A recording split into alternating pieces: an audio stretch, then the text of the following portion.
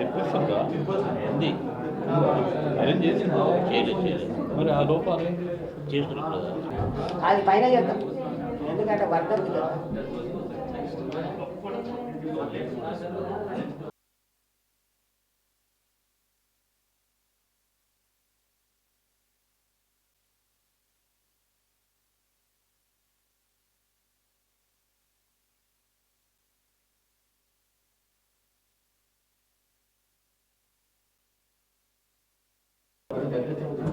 చెప్పాలనుకుంది what ever మేము రేపు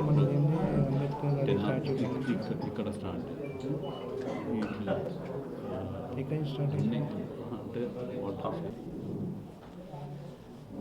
ఓకేనా. ఏఐసిసి సూచన మేరకు దేశవ్యాప్తంగా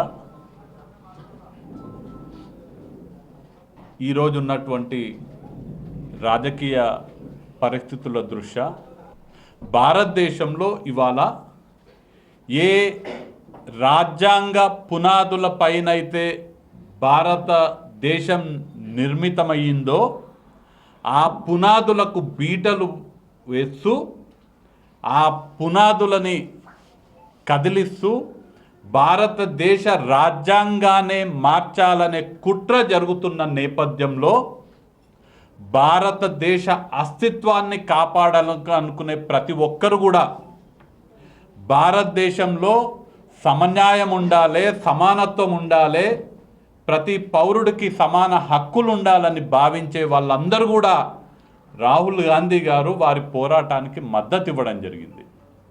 సంపూర్ణ మద్దతు ఎందుకు ఇచ్చినారంటే రెండు సిద్ధాంతాల మధ్యన నేటి భారతదేశంలో పోరాటం జరుగుతున్నది.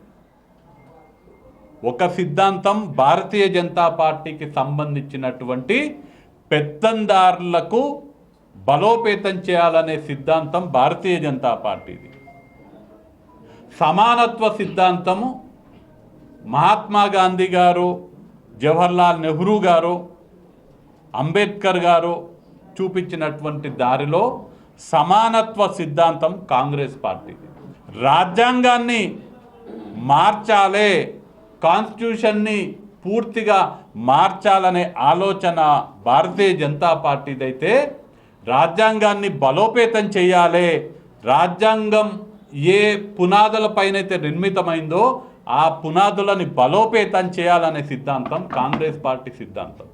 మనువాదాన్ని బలోపేతం చేసే సిద్ధాంతం భారతీయ జనతా పార్టీదైతే రాజ్యాంగాన్ని రక్షించుకునే సిద్ధాంతం కాంగ్రెస్ పార్టీది. కాబట్టి ఎవరెవరైతే రాజ్యాంగాన్ని పరిరక్షించుకోవాలని అనుకున్నారో, భారతదేశంలో సమన్యాయం ఉండాలని అనుకుంటున్నారో, భారతదేశంలో సమానత్వం ఉండాలని అనుకుంటున్నారో వాళ్ళందరూ కూడా మనువాద సిద్ధాంతాన్ని ప్రోత్సహించేటువంటి భారతీయ జనతా పార్టీని, పెత్తందారి వ్యవస్థని ప్రోత్సహించేటువంటి భారతీయ జనతా పార్టీని, భారతదేశ సంపదని కొంతమంది క్యాపిటలిస్టులకి దారాదత్తం చేసేటువంటి ఆలోచన ఉన్నటువంటి భారతీయ జనతా పార్టీని వ్యతిరేకిస్తూ రాహుల్ గాంధీకి అండగా నిలబడ్డారు.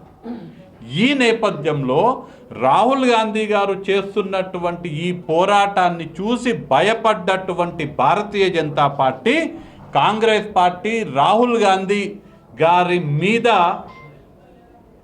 అటాక్కి సిద్ధమైనటువంటి నేపథ్యం మనం ఇవాళ చూడడం జరుగుతుంది. ఈ యొక్క సందర్భంలో 75 సంవత్సరాలు అయింది మనం రాజ్యాంగాన్ని ఇంప్లిమెంట్ చేస్తూ.